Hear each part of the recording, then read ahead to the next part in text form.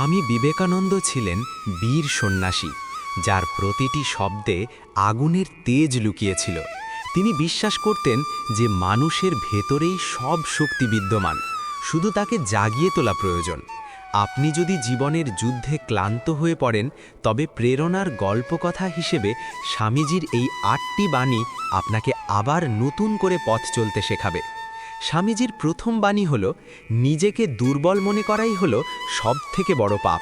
তুমি অমৃতের সন্তান, তোমার ভেতরে অসীম ক্ষমতা আছে। দ্বিতীয়ত, তিনি বলতেন, দিনের মধ্যে অন্তত একবার নিজের সাথে কথা বলো, না হলে তুমি পৃথিবীর একজন শ্রেষ্ঠ মানুষের সাথে দেখা করার সুযোগ হারাবে। তৃতীয় শিক্ষা হল সংকল্প। তিনি বলেছিলেন, একটি চিন্তা নাও, সেই চিন্তাকেই তোমার জীবন বানিয়ে ফেলো, দেখবে সফলতা তোমার কাছে ধরা দেবে। চতুর্থত, তিনি বলতেন, যারা নিজের উপর বিশ্বাস রাখে না, তারা ঈশ্বরের উপরও বিশ্বাস রাখতে পারে না।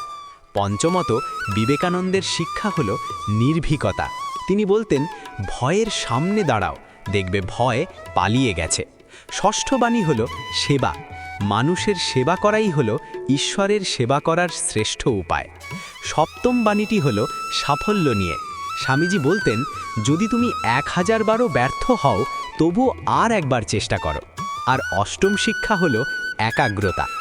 একাগ্র মন দিয়ে কাজ করলে সূর্যের আলো যেমন কাগজ পুড়িয়ে দেয়, তেমনি আমাদের মনও সব বাধা জয় করতে পারে।